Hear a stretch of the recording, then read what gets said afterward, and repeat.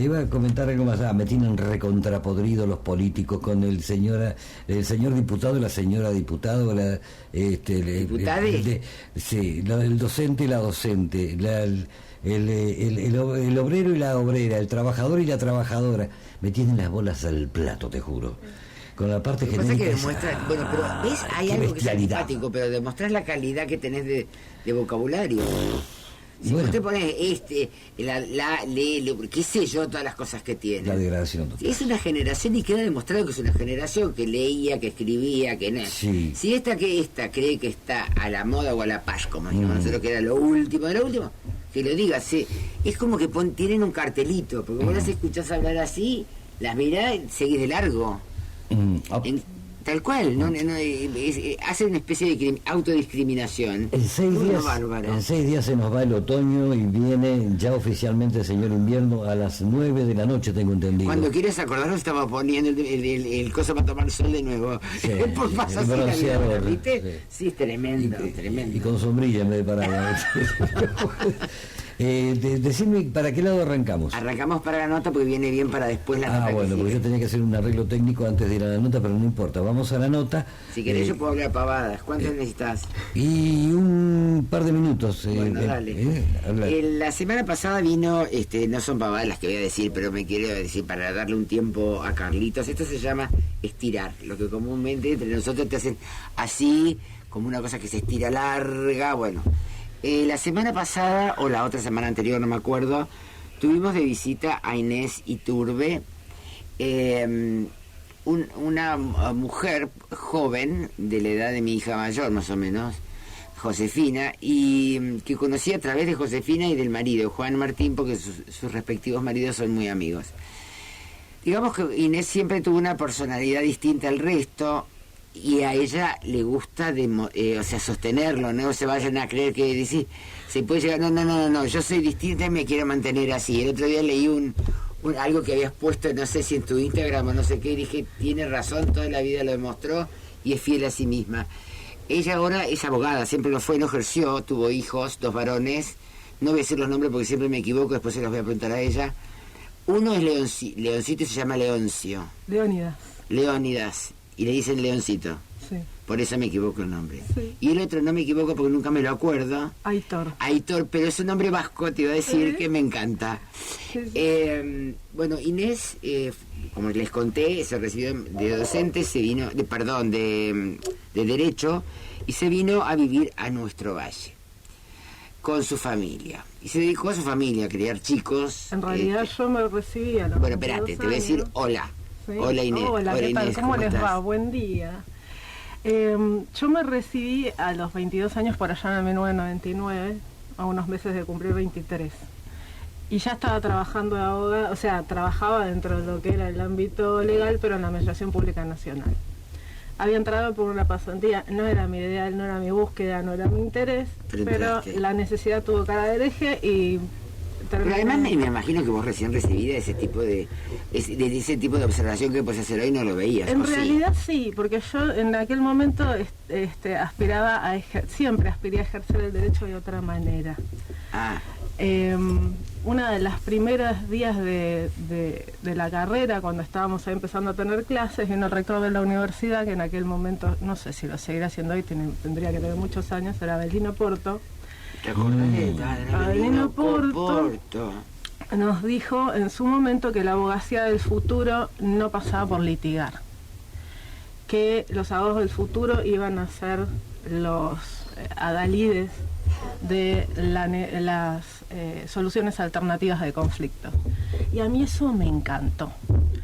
Y estudié toda la carrera medio como que en función de eso, ¿no? Como que vos aprendés todos los conocimientos técnicos, pero la idea nunca fue ir a litigar. Ahora, cuando estás en los últimos años de la carrera, algunos desde el principio ya están trabajando en el tema, claro. Otros no.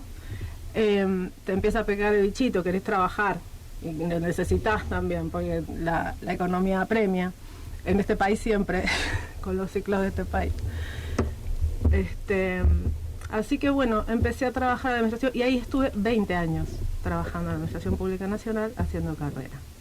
Y cuando me vine a vivir a Roca fue porque yo decidí hacer un giro en mi estilo de vida y renuncié. Dejé todo allá y me vine acá. ¿Cuántos años después? Y 20 años 20 después.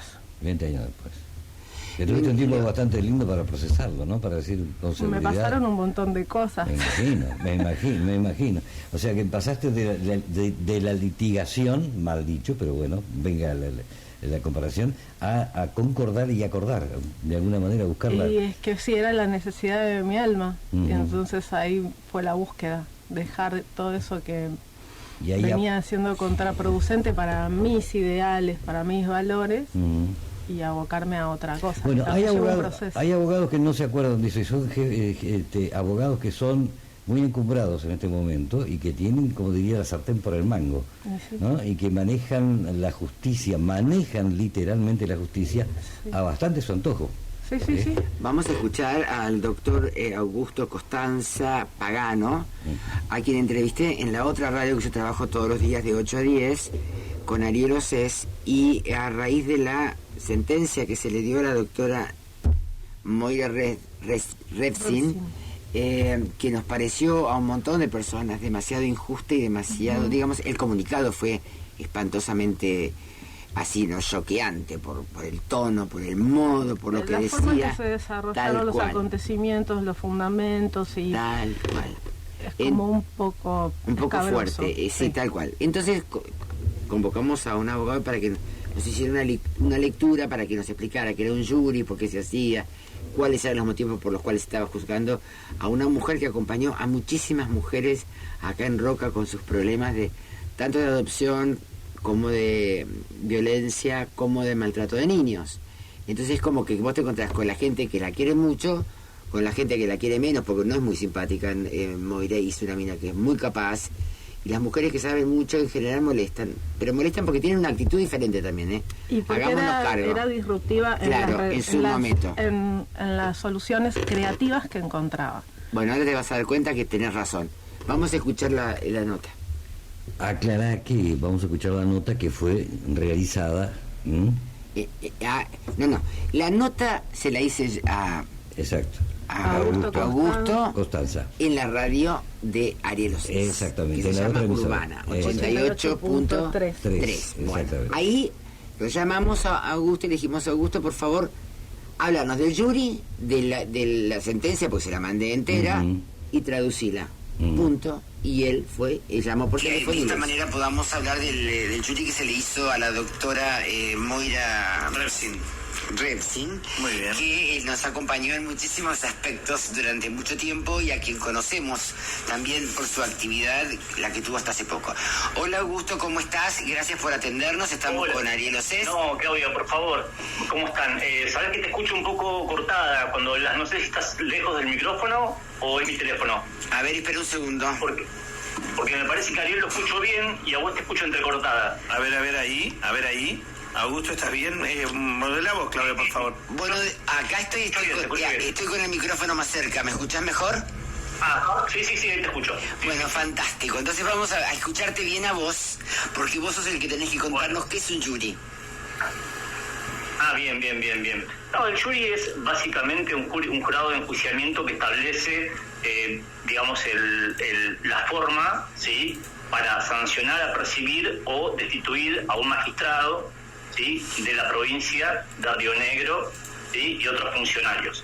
En este caso está muy fresco el jury que digamos, en principio, en primera instancia, cerró tuvo, digamos, sentencia el día 7 de junio, ¿sí?, con destitución para la doctora Moira Repsin, pero que obviamente, a la luz de la sentencia y del expediente, es, digamos, de variadas interpretaciones. Por un lado se puede decir que a simple vista, los que no conocemos y que hemos leído a nivel periodístico, te digo yo, por ejemplo, suena como muy lapidario. ¿Por qué no nos contás vos cuáles son las distintas posturas o lecturas que se pueden hacer del dictamen, de la sentencia? Mirá, sí, yo te digo, Claudia, en principio, analizando el caso concreto, sí, el jury que se le formula a la doctora Moira Repsin, hay tres cargos puntuales, sí, que se le imputan a ella, que el procurador general, el fiscal acusador, le formula a la doctora respecto de su accionar. En primer término, se habla de la intromisión de la doctora por haber borrado 2 movimientos de la OTIF, que es el órgano de tramitación integral del fuero de familia, que básicamente, para hacerla corta, antes el juzgado de familia, ya sea el 11 o el 16 o ahora el 17, eran juzgados que tenían los empleados dentro del juzgado y estaba todo integrado, como siempre se conoció, pero hay una nueva, desde abril del 2021 rige en la segunda circunscripción el sistema donde los empleados y los funcionarios, ¿sí?, están de alguna manera separados. Por un lado, los empleados realizan lo que es las cédulas, mandamientos, providencias de mero trámite, y los jueces se dedican a los autos interlocutorios, audiencias y sentencias. La idea es darle más celeridad al proceso, claro. O sea, que la persona que recurre, ¿sí?, a un juzgado de familia tenga el resultado de la sentencia con más rapidez. ¿Sí? Lo que pasa, bueno, en primer término, si vamos al primer cargo que se le imputa a la doctora Repsin, que es la intromisión, hay que ver que rápidamente el sistema entra en funcionamiento el 4 o 5 de abril del 2021. Sí. A la doctora Repsin se le imputa un hecho, que es haber borrado 2 movimientos el día 14 de septiembre del 2021, cuando en realidad, sin perjuicio de que eso está aprobado por una pericia informática que hizo el licenciado Semprini, si no me equivoco, sin perjuicio de que esté probado que se hayan borrado 2 movimientos, la cuestión real es que no estaba expresamente prohibido que la doctora Repsin borrara esos movimientos. Es decir, un mes después, en octubre del 2021, el Superior Tribunal saca un protocolo, una acordada, donde establece cuál es la manera delimita las funciones de la OTIF, digamos, de los empleados judiciales, y de la unidad procesal, que es lo que sería los funcionarios. El juez, básicamente, que es el que se dedica a los autos interlocutorios, a las audiencias y a las sentencias. Un mes después de que la doctora Repsin borra los movimientos, se establece que no lo puede hacer y no lo vuelve a hacer. Entonces, en realidad, como el hecho es anterior a que se establezca la ley, se podría decir que no hay infracción. Claro. Es una interpretación básica, el artículo 18 de la Constitución. Hay que ver que, obviamente, me van a decir, no, pero pará, esto es un juicio político, la naturaleza política no es un juicio jurisdiccional. Donde sí, pero de todas maneras, yo decía, pero para no perderme, el artículo 18 establece que nadie puede ser juzgado por ley anterior al hecho del proceso. Claro. Está bien. Es decir, el hecho que la doctora Repsin comete es anterior a la ley que sanciona ese hecho. Es decir, ella borra un movimiento y un mes después se dice eso no se puede hacer. Entonces, cuando se dice muy claro lo que dice Augusto, está perfectamente prohibido. Sí, está totalmente entendido lo que dijiste. No tengas miedo, no temas que no se haya entendido, está perfecto. Y después, ¿qué otra cosa traerías a colación?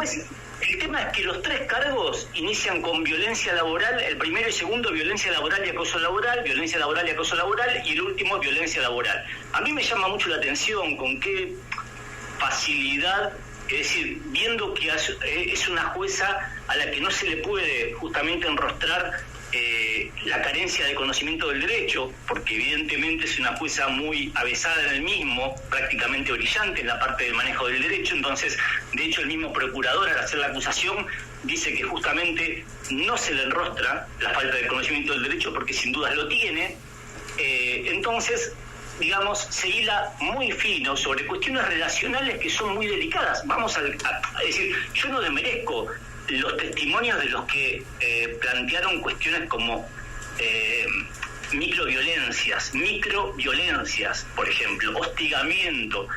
No desmerezco lo que pudieron haberlo sufrido, pero hay mucha gente que dice que no fue así. hay mucha gente que dice, que también testificó y que planteó que tiene muy buen trato con la doctora Repsin. Entonces, es muy difícil. Hay un filósofo del siglo XIX, Federico Nietzsche, ¿sí? O que plantea que no hay hechos sino interpretaciones. Es decir, uno interpreta. Yo voy a tomar un café y le digo voy a tomar un café al molino y le digo al mozo, le pido un café y él me lo trae frío y yo le digo, pero el café está frío, me dice, no, yo te lo traigo caliente. Es decir, le pido, pero por favor, que sea caliente, y capaz que él lo ve como una microviolencia y en realidad yo tengo derecho a tomar mi café que esté en condiciones. Para hacer una analogía, digo, hay que ver ante una jueza exigente qué se entiende por microviolencia, ¿no? Porque evidentemente es el juez el que tiene que dictar sentencia y está apurado por plazos.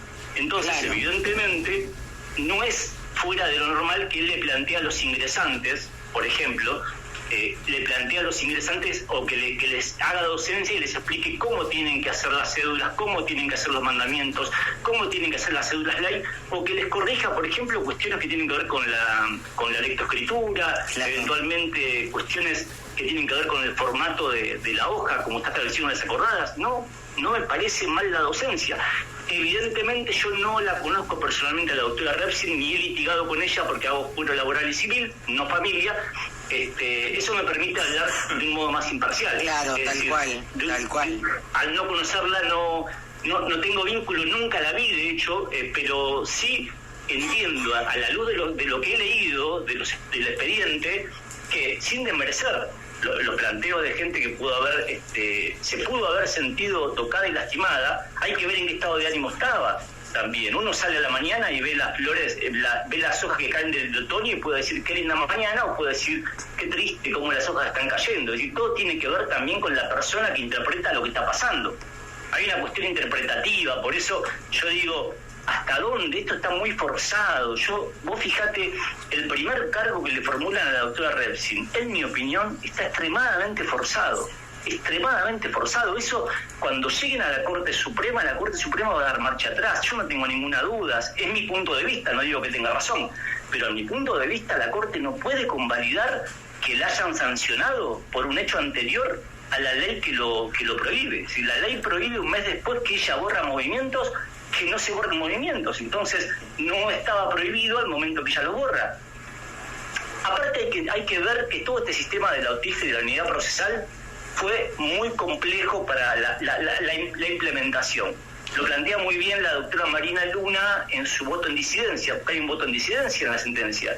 Hubo mayoría, pero no hubo unanimidad. No todos los consejeros dijeron hay que destituirla. Hubo un voto en disidencia que planteó argumentos muy interesantes. Justamente uno de ellos es que justamente no considera acreditado, por ejemplo, Marina no considera acreditado el punto 3, que tiene que ver con cuando no era todavía Unidad Procesal 11, es decir, antes de abril del 2021, creo que es entre el 2017 y el 2021, cuando todavía era el juzgado de familia número 11, se plantea que había también hostigamientos, y hay algunos empleados que dicen no, porque había deficiencia en la manera en que delegaba funciones, y había como cierto hostigamiento con los ingresantes al Poder Judicial. Es un tema delicadísimo la interpretación de hostigamiento, cuando en realidad el juez te tiene que decir lo que tenés que hacer si no hay otro que te lo dice. Es decir, te tiene que enseñar. Si vos sos ingresante y sos o no sos abogado y estás empezando en el fuero de familia, y el juez tiene obviamente cierto apuro obviamente por cumplir los pasos procesales para poder dictar sentencia, tiene que intentar que se hagan las cosas de la mejor manera. Yo no desmerezco, insisto, las angustias que pudieron haber pasado algunos empleados, pero hay otros empleados que no dicen lo mismo.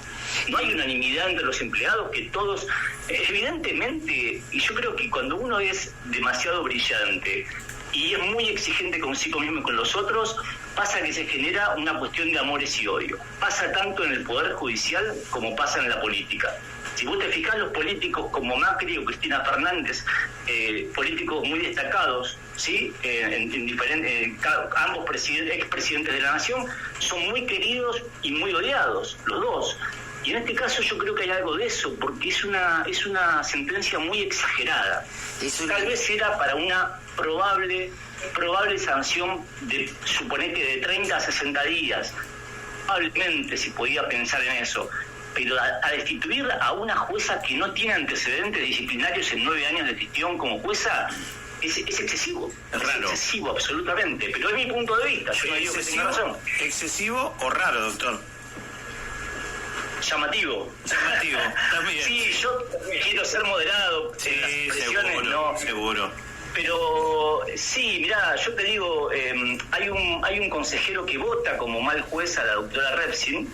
Hay un consejero que es juez laboral que vota a la doctora, así que vota en el voto de la mayoría y que dice que justamente en el voto de la mayoría se plantea que ella no es buena juez, que es mal juez y que tiene grave desarrollo de conducta. Nuestro estudio jurídico tuvo hace 2 meses una audiencia con ese juez, donde ese juez en la audiencia, que califica hoy, hace 6 días, como mal juez a la doctora Repsin, ese juez en la audiencia, donde tenía en una audiencia laboral, donde tendría que haber leído no solamente el informe médico de Juan Manuel Pérez, del accidentado, las lesiones que tenía nuestro accidentado, él lee el informe médico y no lee la defensa del accidentado, que plantea una impugnación a ese informe médico y da vuelta rotundamente, rectifica totalmente el informe de Juan Manuel Pérez y no lo lee. Llegamos a la audiencia donde se podía el juez formular fórmulas conciliatorias para poder llegar a un acuerdo con la empresa que era Horizonte, compañía de seguros, y el juez, al no haber leído el impugne nuestro, no pudo formular nada. Nosotros le dijimos, doctor, usted tiene que haber leído el impugne. No, pero yo no voy a discutir, pero... Y ese juez, yo no digo que sea mal juez por eso, nos perjudica obviamente, porque mi cliente podría haber llegado a un acuerdo el 8 o 9 de abril, podría haber llegado a un acuerdo con la empresa Horizonte y no llega porque el juez no leyó el impugne. Y ese juez que tuvo un mal día y no llegó a leer el impugne, ¿sí?, que de todas maneras perjudica a mi cliente, considera que la jueza Repsin es mal juez porque algo muy laxo, esto de los hostigamientos y de las microviolencias, es todo muy subjetivo, ¿no? Yo entiendo que, yo no considero que fue un hostigamiento no leer el impugne que nosotros realizamos, entiendo que uno puede tener un mal día o un mal día anterior donde no llegó a tiempo a leer eso y no hay problema, es decir, se entiende. Lo que pasa es que es contradictorio que ese juez de la segunda circunscripción, por un lado, comete un error importante en la audiencia, que nos resta mucho tiempo, estamos a 2 meses y no ha avanzado el expediente, y sin embargo, él sí considera, él sí proyecta en la jueza Repsin como que es mal juez porque bueno, se le acusa de algunas cosas, que hay una mitad de empleados que dicen, hablan de las microviolencias, y otra mitad que dicen que es muy exigente, que es muy eficiente y que hace las cosas. Yo he leído fallos de ella y son brillantes, como he leído fallos también del doctor anteriormente Pablo Iribarren, por ejemplo, muy cuestionado, también muy brillante, y también pasaba que había amores y odios con Pablo Iribarren. O sea, sí, lo querían y lo odiaban, y el tipo era brillante, sin perjuicio de un juicio político externo que le hicieron, que duró como 15 años hasta que renunció. Pero bueno, este caso es más como que es muy corto. Se notifica a la doctora Repsin en el 2022 y menos de 2 años después ya se la destituye. Augusto, mira, yo te quiero agradecer que siempre estés dispuesto a ayudarnos, y hoy has hecho, que es lo importante, porque la intención nuestra es que se sepa un poco lo que pasa.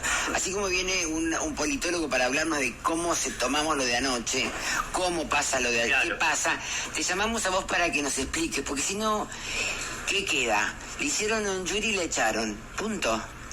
Y la gente pero todavía es vía recursiva, ¿eh? Todavía ella puede volver al cargo, porque la Corte Suprema tiene que pedirse ante un recurso a nivel federal, artículo 14 de la ley 48, está la vía recursiva y puede eventualmente volver al cargo. Yo creería que la Corte Suprema no le va a quedar otra que restituirla, en mi opinión, por esto que te digo de que no se puede juzgar a una persona por un hecho que no es infracción al momento de cometerlo. O sea, eso la Corte no lo va a soslayar.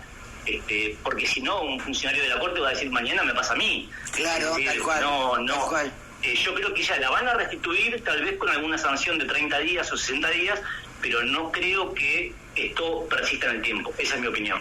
Muchísimas gracias, Augusto. Te vamos a estar molestando para cualquier otra cosa. Gracias a vos, la verdad, muy claro. Muy claro. Así que esto nos ayuda a entender. Muchas gracias. Bueno, esta fue una de las notas que hicimos durante la semana que nos produjo a todos mucho placer, porque la devolución de la gente fue muy interesante. Llamaron, dijeron, agradecieron sobre todo.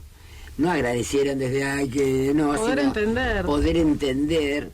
Y yo creo que solamente la gente que pueda tener información de cualquier tema, que nos ayude a salir de nuestra propia ignorancia, porque uno no tiene por qué saber de derecho. Son cuestiones muy técnicas. Esto puntualmente tiene que ver con cuestiones muy técnicas, pero que a nosotros nos afecta como sociedad. O sea, mi planteo con este caso es, nosotros como sociedad, ¿qué desafío enfrentamos? ¿Qué ganamos y qué perdimos? Vos hace un ratito hablabas de esto, Carlos también, del uso de la palabra, ¿no? Con la E, abogados, abogadas, mujeres. Y hay algo que es la economía, ¿no? También a nivel lingüístico, aprovechar de la mejor manera los recursos, algo que se ha perdido. Una de las cuestiones para mí fundamentales del caso es que se perdió dentro de lo que es la administración de justicia, el Poder Judicial, el trabajo en sí mismo, pero por una cuestión social también. Para nosotros la herramienta más importante es la palabra.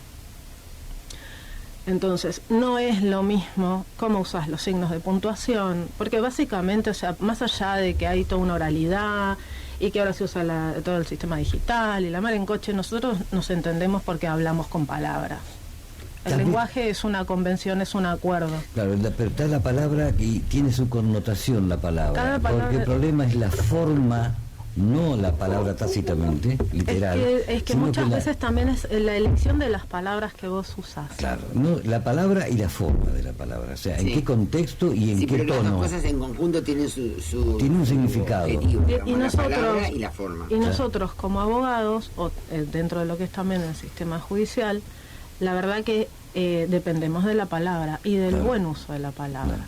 Entonces, una de las cosas que se le criticaba a la doctora era que era muy exigente, ¿no? Y es que es muy importante porque vos estás comunicando decisiones que afectan a la vida de una persona. En cualquiera de los fueros, pero en familia, encima generalmente son cuestiones como muy sensibles. Entonces ahí viene como la cuestión de esto que les contaba hace un ratito. ¿Por qué terminamos nosotros siendo abogados? Por una cuestión de misión de vida, porque tenemos un propósito, porque tenemos ideales, o por supervivencia. Porque necesitamos trabajar de algo y ganar plata. Sí, claro, se entiende lo que dijiste. Generales por el bolsillo. Claro. Entonces, la necesidad tiene cara de hereje, dije yo en su momento, y uno entra en la vorágine, ¿no? Y no se da cuenta. Si no tenés un contexto familiar, educativo, social, en todos los ámbitos de tu vida, que te ayude, o que más o menos te vaya acompañando, es fácil irse, ¿no? Irse de ese eje de los principios, los valores que nos rigen, que es importante y que no, que está bien y que está mal. Y para todo esto es como el punto neurálgico. Vieron que la otra vez cuando hablábamos de esto de el derecho sistémico, decíamos somos sistemas. Sí. Y sistemas superpuestos, varios sistemas. Tenemos un sistema que es un conjunto de elementos que interactúan entre sí y cumplen funciones. Eso es un sistema en cualquier lado, el sistema educativo, el sistema comercial, en cualquier lado. Un motor de un auto también es un sistema. Sirven, claro, o sea, entre sí. El tema es que nosotros como personas activamos a participar en distintos sistemas. El primero en el que aterrizamos es la familia. Esa familia se maneja en un contexto social, nos manejamos en un barrio, vamos a la escuela, trabajamos. Y es cada ámbito de nuestra vida en donde nosotros nos desarrollamos es otro sistema, que interactúan entre sí también. El tema es que generalmente nosotros, ¿cómo nos desarrollamos en los otros sistemas? Con las creencias, los valores, los mandatos que nos inculcaron en nuestro sistema de origen, que es nuestra familia. Entonces ahí va esto de cuando aterrizamos a elegir una profesión o una actividad laboral. En muchos casos los hacemos porque son profesiones o actividades que se desarrollan por una reparación. Estamos reparando algo que pasó en nuestra familia. Somos médicos, abogados, arquitectos, ingenieros, enfermeras, panaderos. O simplemente también pueden ser obreros. El peón rural es parte de un sistema también. Sí, lo que pasa es que hay una característica social, ¿no? Que tiene que ver, por ejemplo, con todo esto que tiene que ver el ámbito de la justicia, puntualmente por este caso que estamos hablando, que tiene que ver con que en mayor o menor medida hemos vivido injusticias. Sí. O somos descendientes de víctimas o victimarios, o de las dos cosas, y conviven en nosotros.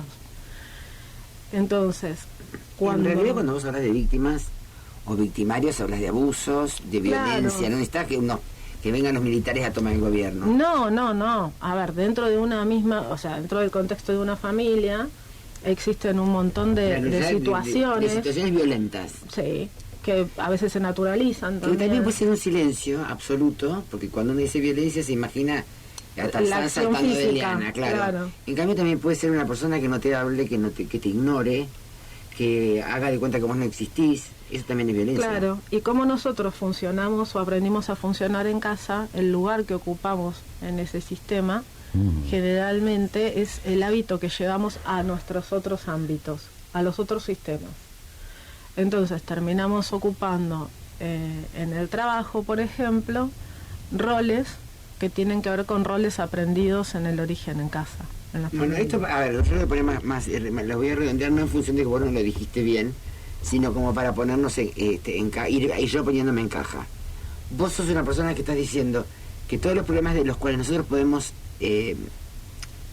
ser víctimas o sufrir o vivir o elegir vivir sin darnos cuenta son todos los problemas que fuimos juntando desde el mismo momento que nacimos y nos fueron educando en casa, desde que nos dijeron ajó, bebé. Nosotros desde que estamos en la panza de mamá registramos todo lo que pasa afuera, claro. Y lo que pasa dentro de mamá también, porque nos llega por mamá. O sea, que las emociones que mamá vivió mientras estaba embarazada de nosotros, a nosotros nos quedan impregnadas en las células. Sí, el estrés. Igual cuando vas al colegio, si que tenés miedo, más todo lo que se va sumando en la vida, porque claro, nos van pasando cosas. A eso voy, quiero ir haciendo como más, poniéndolo para que la gente que nos esté escuchando y trabajando por ahí entienda que a donde vamos es que uno llega a cualquier etapa de su vida, o después a verte a vos como paciente o cliente, que no me gusta decirlo, uno es consecuencia de sí mismo.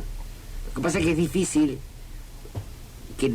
lo que yo pretendo es que entendamos la importancia del cambio que vos estás proponiendo. Claro, el tema es esto de, ¿por qué arranco por acá? ¿Qué se le cuestiona a la jueza? Entre otros temas, pero fundamentalmente que ha habido microviolencias dentro de lo que es el ámbito laboral. Las microviolencias es un término y una situación que se planteó más que nada por un tema de género, ¿no? Justo se desarrolla en un tribunal que es de familia. Sí. A mí lo que me preocupa de esto es que se banalice, ¿no? O a ver cómo lo puedo decir con palabras más. Que no se le dé importancia. Claro, que pierda entidad o importancia el tema de las microviolencias o de las violencias en sí. Porque al hablar de microviolencias, esto de situaciones que uno va naturalizando, va acostumbrándose a que ocurran. Si uno se acostumbra al destrato en realidad. Claro, pero en un contexto en donde vos estás en un trabajo, que tenés unas funciones, que tenés obligaciones, que tenés tiempos que cumplir, hay toda una estructura que tiene que ver con qué capacidad vos tenés de frustración, qué capacidad tenés vos de resiliencia, qué compromiso tenés vos con la tarea que vos vas a desarrollar. Esto quiere decir, te voy a hacer yo un registro para que vos me corrijas, a ver si te entiendo. Decime. Es, ¿hasta dónde puedo yo soportar algo que no me gusta? Esa sería frustración. Y exacto. ¿Qué capacidad tengo yo de recuperarme de las cosas que me hacen mal? Y la tercera no me acuerdo. que te planteé. Resiliencia, primero era frustración, resiliencia. El margen de, sí, la capacidad de la frustración y el compromiso con el trabajo, con la función. Porque, por ejemplo, si nosotros nos da impresión la sangre, difícilmente podamos ser médicos. Cirujanos, o enfermeros. Claro, tal cual, sacar sangre. Entonces, hay algo, por esto yo hablaba al principio de supervivencia. A veces, por necesidad, por mandatos familiares, porque a veces es en la familia y son todos abogados, hay que ser abogado, no te queda otra, o crees que no te queda otra, pero en ese contexto pensás que no tenés otra solución. Terminás llevando a cabo tareas que no son para vos y por tus características personales. Que no te identifican. Tu personalidad, tu temperamento, tus intereses no tienen que ver con eso. Claro. Entonces, acá hay algo que para mí, o sea, hay un trasfondo que tiene que ver con eso de hasta dónde se tuvo en cuenta. Hay una cosa que sabes que me llama la atención de lo que se está planteando, yo que lo que estaba escuchando del abogado que entrevistaste, Claudia Adolfo, y un poco lo que está hablando ahora Inés. Me llama la atención que se va demasiado fino con esto de la microviolencia. Claro, y no se pudieron detallar puntualmente hechos puntuales, no se pudo identificar un tiempo, un espacio, o sea, es muy difícil, eso ya lo plantea la doctora en su defensa. Claro. ¿Cómo hago yo para defenderme si no me decís cuándo pasó, qué pasó, de qué? O sea, sí, es algo muy generalizado. Claro, porque además y muy subjetivo. Además una persona... Cuando es subjetivo... Claro, porque si hay una persona una que... mala interpretación o una mala intención, si querés. Pero ¿qué pasa, Claudia? Creo, Inés, discúlpenme, pero me parece que una persona que tiene que ser líder de un grupo, que es en este caso la jueza es un cargo superior a un equipo grande de gente que tiene que no manejar, literalmente no manejar, sino distribuir tareas y hacerlas de una manera que sea coordinada, porque ella maneja muy finamente y es responsable finalmente del resultado de esa tarea. Que está perfecto lo que vos decís, Carlos, porque es inevitable que la orden que dé para trabajar determinadas circunstancias. Para algo hermoso que tiene que ver con esto que hablábamos la otra vez, que yo les explicaba, que dentro de lo que es la filosofía sistémica hay órdenes, ¿no? Claro. Y dentro de lo que es la filosofía de las constelaciones familiares, esas órdenes, una de las órdenes es la jerarquía. No les hágame esto, por favor, respetar la jerarquía. Hay alguien que es una autoridad y por un motivo es autoridad. El jefe de equipo, si no tiene autoridad para traducir las tareas, no hay equipo posible que funcione. La persona que tiene la autoridad, entre otras cosas, es la que da estructura, pone límites, da seguridad. Exacto. Si no existe esa figura de autoridad, no hay orden. Claro, no hay... Y en un ámbito como este, que es la justicia, no se termina administrando justicia. Claro. Yo ayer en otro programa dije que me parecía que el tinte de la sentencia había sido masculino, ¿no? Que había tenido una mirada masculina. Y me llamaron y me dijeron, alguien, que no sé quién es, por supuesto no dijo, dígale a la señora Monasterio que las que hicieron las denuncias son todas mujeres.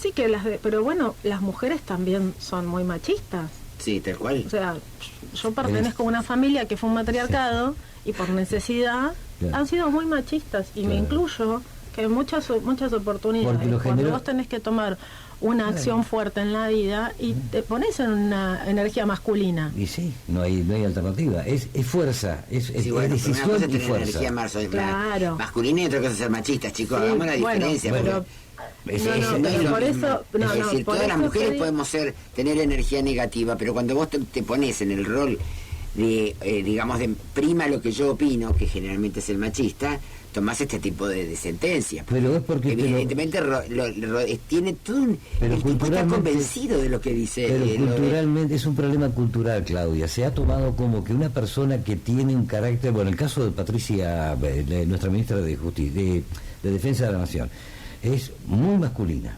¿Te das cuenta? Es una mina que da órdenes. Sí, bueno, pero es masculina con Ministerio de Seguridad o sin Ministerio de Seguridad. Ahora no le vayamos a poner la mano. No, porque está mandando.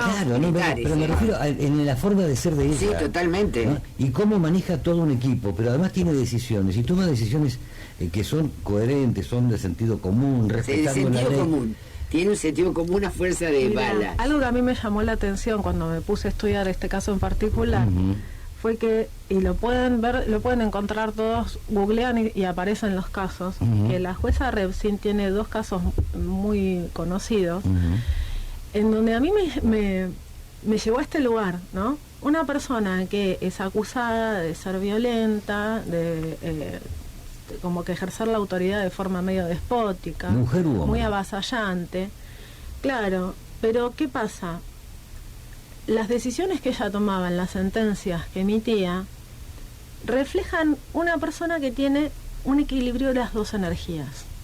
La energía masculina, esta que en todos conviven nosotros, que habla del límite, el control, el orden, la seguridad, y la energía femenina que habla de la creatividad, la empatía, la nutrición, tener un otro entendimiento. Sí, pero eso es un mandato, más blando, ¿no? Como la forma de mandatos, eso. También. Más que mandatos son arquetipos. Claro. Pero que conviven en nosotros. O sea, uno puede ser varón y tener muy habilitada la energía femenina y ser muy empático, nutricio, creativo, y puede ser mujer y tener muy habilitada la energía masculina y ser muy activa, muy para adelante, muy decidida.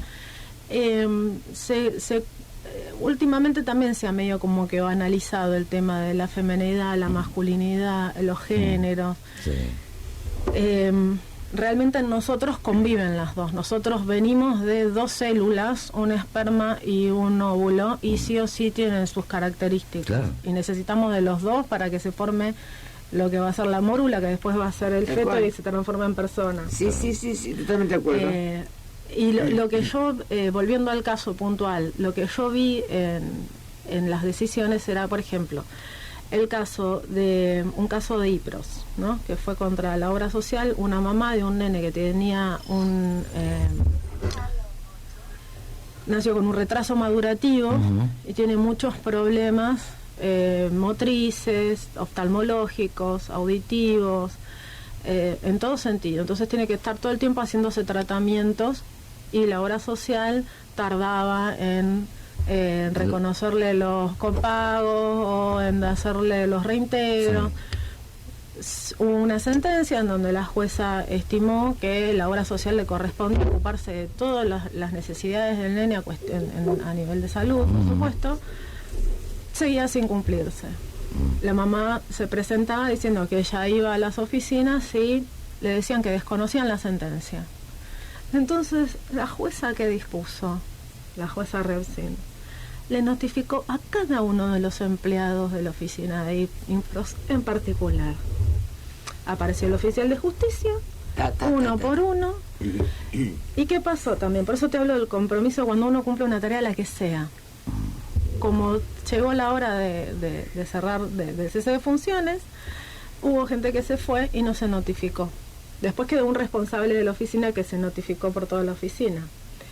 Pero digamos que en todos los ámbitos puede haber que haya gente que no tenga un completo compromiso con la tarea que desarrolla. Claro.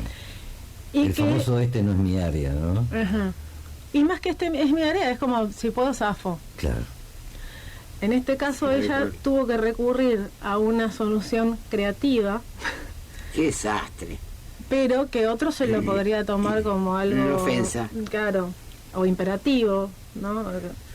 Pero esa mamá, con ese nene, con esa discapacidad, que se sentía totalmente desamparada, y lo estaba, en la jueza Revsine encontró a alguien que le dio una solución. Y una compañía en un momento difícil. Le dio un marco de seguridad. Ese nene va a tener la atención que necesita. Finalmente tuvieron que hacer lo que la doctora Revsine simplemente solicitaba como derecho humano. Y que era que lo que correspondía, porque está amparado por la ley. O sea, es este tema de... o sea que le generó un gasto al Estado, la doctora. Yo me planteaba, ¿no? Esto de cómo el mismo esquema, el mismo sistema al que pertenecemos, de organización así, gubernamental, policial, que sea, lo rigen unas determinadas leyes, y a ella, por aplicar esas leyes, se la excluyó del sistema. Era molesta. esos derechos que que el mismo sistema, o sea, regulan, están y rigen el sistema, muchas veces el propio sistema los odia, los ignora, los deja medio la indiferencia al medio. Tal cual. Sí, los deja ahí medio como, vamos a ponerlo en el olvido. Sí, tal cual, no existía. Una especie de bullying pasivo, ¿no? Una cosa rara. Claro. Y cuando aparece alguien que los retoma y los pone de frente, y ella era algo que lo hacía a viva voz. Ella decía que en el sistema había barreras. Lo hacía visible. Claro. Y a veces resulta contraproducente para el sistema. Para el sistema, sí. No para nosotros. Sí. Claro, bueno, lo que rompe la trama... Es la típica reflexión de que entre los ciegos el tuerto es rey. Claro. Y sobre todo que es a la primera persona que me demuestre que yo soy chato o mediocre, me molesta. Claro. Entonces, si somos todos chatos y todos mediocres, estamos todos contentos. Bueno, nos ha pasado en muchos órdenes en los últimos años. Sí. Hay una cuestión que también tiene que ver con lo sistémica, que tiene que ver con que cada sistema tiene su buena conciencia, que no habla de que la buena conciencia sea buena, sino que son ciertas reglas que nos mantuvieron hasta ahora vivos, que en algún momento puede que nos estorben en lugar de mantenernos vivos. Porque ya no nos sirven más tampoco. Claro, entonces a veces volar bajito como el carancho, como decía mi abuela, te mantiene en la vida. Y otras veces volar bajito como el carancho, o cuando ya somos muchos los que volamos bajito como el carancho. Es de carancho. Bueno, lo que pasa es que la conducta argentina de las últimas décadas siempre fue el famoso vivo argentino, ¿no? Que haciéndose el boludo creció más. Claro, bueno, hasta bueno, eso es caranchear. Y claro, es el carancheo. Son los que aparecen, los abogados que aparecen en un accidente. Claro. Estoy hablando de abogados porque hoy trajimos el tema, ¿no? Sí. No porque no haya otros que aparezcan en otros lados, pero son los hay en todos los órdenes. En todos los órdenes, en todos los trabajos. Hay mecánicos, a mí me interesa técnicos. mucho el tema que estamos hablando porque es justicia. Sí. Y los mismos argentinos le hemos dado un valor a la justicia, que en realidad la justicia no la ha sabido mantener. Es que el tema es que nosotros como sociedad hemos evolucionado, aunque no parezca, hay un montón de cuestiones a nivel conciencia que en la sociedad se evolucionó. Sí, es cierto. Y que las estructuras no están acompañando. Entonces nosotros a nivel social tenemos un otro entendimiento. Nos dimos cuenta que las cosas pueden ser de otra manera. Claro. Y pasan estas situaciones. Vos tenés una persona en un ámbito con una estructura tradicional. Caduca más que tradicional. No, pero por ejemplo en el caso de ella, nadie pudo decir que no tuviera formación, que no fuera excelente académicamente, que no estuviera súper preparada para el lugar en el que estaba. ¿Sabés a qué me trae a la memoria en paralelo el caso de la doctora Moira Repsin? Al caso Campagnoli. ¿Te acordás? Cuando le hicieron la causa para sacarlo, lo sacaron y lo tuvieron trabajando en una oficina de... Bueno, a él no lo sacaron, lo corrieron, claro. Le redujeron el sueldo a la mitad, lo sacaron de funciones. Claro, es que acá, por ejemplo, eso también llama la atención, ¿no? Que, primero, cuando pasa una denuncia de la gravedad o no de las que se hicieron, se pidieron estudios sociológicos y no se hicieron. Yo desde donde trabajo, desde donde aprendí, desde donde entiendo que funciona todo esto, nosotros tenemos que saber cómo se desenvuelve cada uno en su rol. Claro, ahí adentro. Todos, cómo se desenvuelve y sobre todo la gente que tiene un cargo importante. Nosotros que somos la sociedad a la que se les va a administrar justicia y los que vamos a depender de los que están ahí adentro, necesitamos saber cómo... A ver, porque ahora nos dan a conocer la decisión, pero para tomar esa decisión se recurrieron a todas las herramientas, se tomaron las decisiones habiendo todo previsto, o sea, sabiendo cada uno qué fue lo que hizo. ¿Qué fue lo que hizo y en qué contexto se hizo todo? Y en qué condiciones está, y si reviste, o sea, si tiene aptitudes psicológicas, personales, para estar en el cargo en el que está. Ahora, la pregunta que salta detrás de esto, esas fallas del sistema en la aprobación, en todo caso, lo que acusan los acusantes para destituir a Moira, después tendrán, si se da vuelta, porque apela a la Suprema Corte de Justicia, tendrán que pagar también el error por mala praxis, por mal manejo de administración. Sí, por el mal momento te lo comiste. En realidad, claro, eso va a quedar... El mal momento te lo comiste, el papelón te lo comiste, porque si no hubieras tenido la posibilidad de tener estas charlas que estamos teniendo. Claro, pero me refiero, como equilibrio del sistema. ¿Qué se sabe, Moira? La destituyeron, punto. No, que no queda acá. Es que no quedan, que la destituyeron, porque si conocemos un poco a la doctora, no se va a quedar quieta. No, pero te quieres ir hasta en la gente. llega. Que además tiene, o sea, lo que hasta corresponde es que llega. use todos los elementos que tiene a disposición para seguir ejerciendo su defensa de la mejor manera que pueda. Y claramente existen los estadios de los recursos, en donde quienes correspondan, en el caso va a ser la Corte Suprema, va a tener que evaluar si esto que se hizo fue conforme a derecho. Porque además hay un marco jurídico que no podemos obviar, una Constitución Nacional que establece ciertas cuestiones como el principio de legalidad, en el artículo 18, en donde vos no podés ser juzgado por una ley que no existía en el momento que vos cometiste el hecho. Hay ciertas cosas que son graves para todos nosotros, aunque no nos demos cuenta. Porque entonces el día de mañana cualquier cosa se convierte en algo sancionable y nos quieren venir a sancionar porque lo hicimos hoy. Claro. Hay algo que se llama seguridad jurídica. Y es eso la seguridad jurídica. Claro, que tiene que ver que nosotros, claro, el ordenamiento jurídico nos tiene que proteger, no perjudicar. Y nosotros tenemos reglas claras para poder conducirnos y tiempos en los que esas reglas tienen un efecto. Ni antes ni después. ¿Qué pasa con en todo caso? Bueno, viste que ahí es donde aparece la famosa doble faz de la biblioteca jurídica, ¿no? O sea, tenés una parte de la biblioteca y la otra parte de la biblioteca. En realidad que yo creo que eso está mal usado, porque nosotros lo que podemos tener es flexibilidad para buscar argumentos. Pero lo que se ha hecho es poner como un valor supremo la manipulación y la distorsión. A eso es lo que me parece a mí, ¿ves? Exacto lo que dijiste. Que no es lo mismo. No es lo mismo ser bueno argumentando y buscando fundamentos para una posición o la otra. Otra cosa es hacer decir a la ley lo que la ley no dice. Yo definírtelo como propio. Pero en este trabajo que yo te digo que durante 20 años desarrollé en distintas áreas de la Administración Pública Nacional, una de las cuestiones que tuve que hacer en un momento era revisar dictámenes del Ministerio de Economía, de la Dirección de Jurídico del Ministerio de Economía. Resulta que todas las citas de ese dictamen puntual, que tuve que ir estoy hablando, chicos, de antes de que existiera la internet, tuve que ir a la Biblioteca del Congreso, a la Biblioteca Nacional. Resulta que las citas estaban todas falseadas, no existían. Existían los libros, existían los autores, no existían las citas literales como estaban siendo mencionadas. ¿Y qué hicieron? Y ese se impugnó. Pero bueno. ¿Alguno? Pero, ¿o todos? No, ese puntual. Pero, a ver... Bueno, pero es importante que ese puntual sea sea impugnado. Estoy diciendo que hay gente que en este sistema que se ha vuelto un poco perverso, se atreve a hacer ese tipo de cosas. Eso que dijiste vos, lo que la necesidad tiene cara de eje. Claro. Viste como va dando vueltas de todos los temas que tocamos, ese solo comentario que hiciste. Claro, y ahí hablo yo siempre con la gente, la necesidad de que nos despabilemos. Porque el mundo cambió. Yo me acuerdo, y siempre lo cuento, cuando éramos chicos, que íbamos, por ejemplo, a comer afuera con nuestros padres, y entraba el senador. Entró el senador.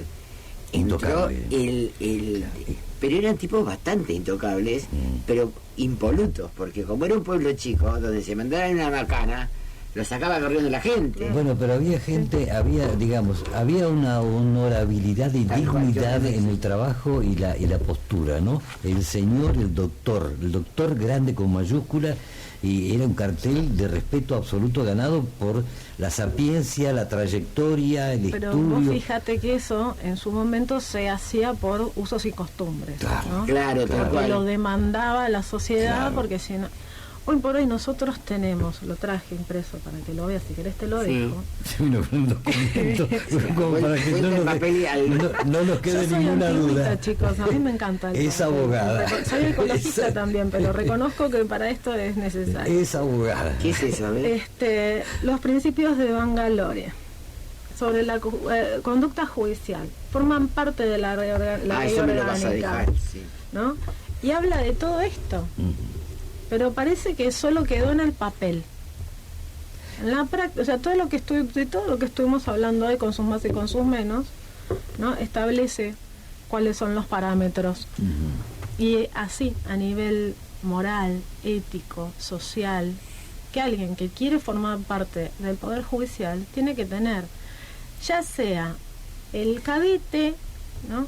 O el de mesa de entrada. Es como el juramento hipocrático de los médicos.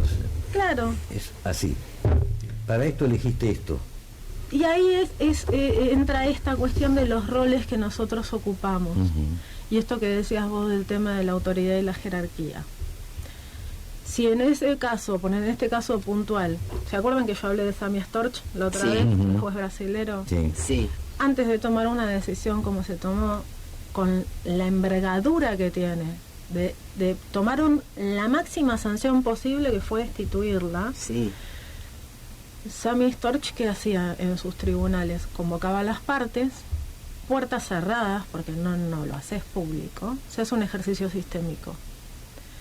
Y se ve en ese juzgado, y se puede hacer a puertas cerradas y con la gente viéndose la cara, o si hay un tema como muy sensible y no se quieren ver, lo podés hacer por separado de a uno, con los vincores, que son muñequitos. Ah, cierto, que contaste la semana pasada. Y vos detectás, ¿no?, cuál es el desorden en ese sistema y quién está ocupando qué rol.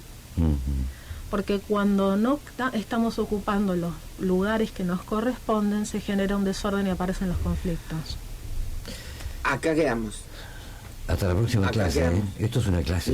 Sí, por eso te digo. La próxima vamos a hablar de esto que haces vos, ¿cómo se llama? De la familia. Constelaciones. De constelación. Y después vamos a empezar a hablar de lo tuyo, porque si no, recién vos no te das cuenta, o sí, quizá, no sé, pero vos diste muchísima, pusiste bases de una manera simple para ir desarrollando todo lo que haces. A través digamos, del comentario que surgió del abogado, de la lectura, vos fuiste poniéndole humanidad donde acá no existió.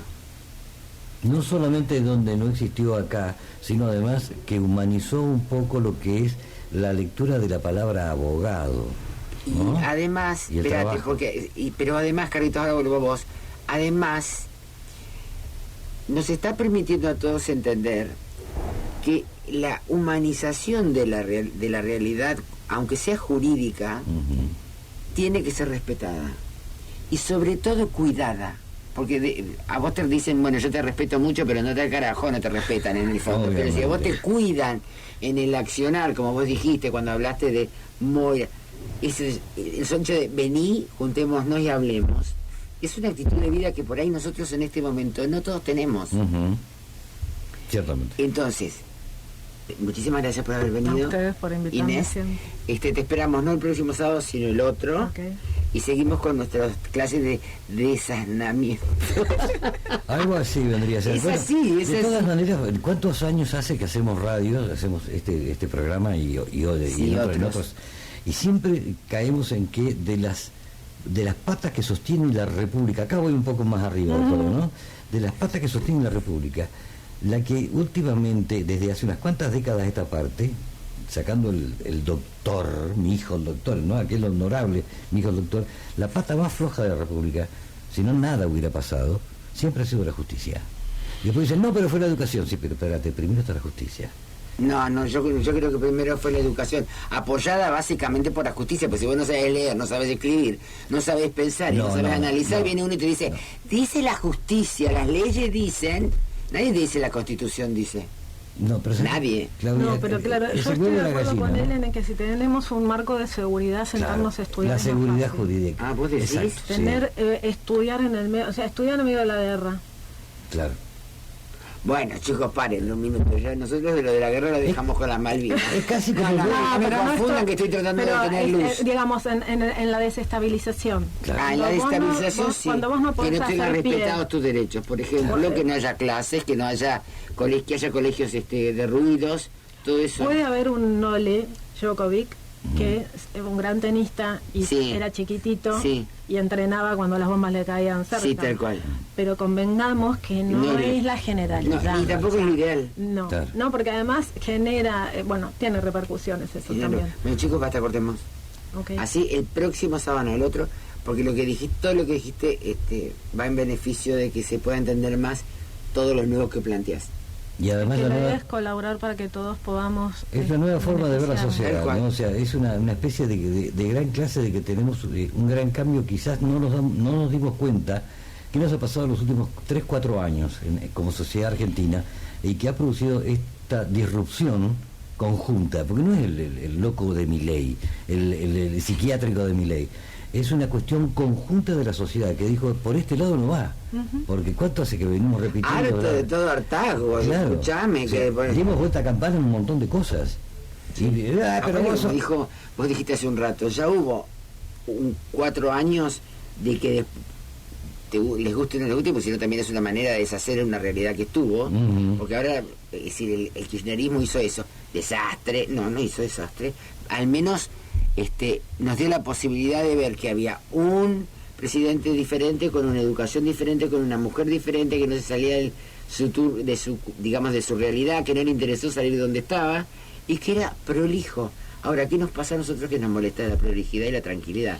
Necesitamos la guarangada, el desborde, anda, a mí no me jode esto, esas cosas baratas. Ya probamos, ya sabemos dónde vamos a parar. Entonces, gracias. De elegante para arriba todo lo que vos quieras. Ahora déjame con Mozart para abajo. Ahora vamos con música, vamos sobre todo con sensibilidad, que es lo que hemos perdido. Sí, gracias, bastante. ¿Sabes qué? Hay algo que yo voy a poner acá que me vino a la memoria cuando íbamos a encarar el tema que íbamos a encarar, que tiene que ver con la década del 80, que es la década intermedia de la cultura argentina, donde pasamos de aquella cultura marcial de la dictadura y los formatos y el mandato de una sociedad más tan prusiana, si se quiere, a una sociedad más relajada, intermedia. Estoy hablando del 82, peleando la salida de la dictadura, entrando en la democracia. Con el destape español, más o menos. Con el destape español, exactamente. Creo que también tiene mucho que ver eso. Hasta que llegamos a pizza y champaña en la década del 90, que nos cagó a todos. Y a partir de ahí es donde desembocamos hoy. Viajamos mucho a Miami y a las Islas del Caribe. A Miami. A partir de en esa etapa de la década del 80, fue que recuperamos una parte de la cordura, por lo menos con la esperanza de una sociedad más equilibrada. Había gente que culturalmente ponía su granito de arena, como este tipo, por ejemplo, ¿no? Amigazo, Lito Vitale.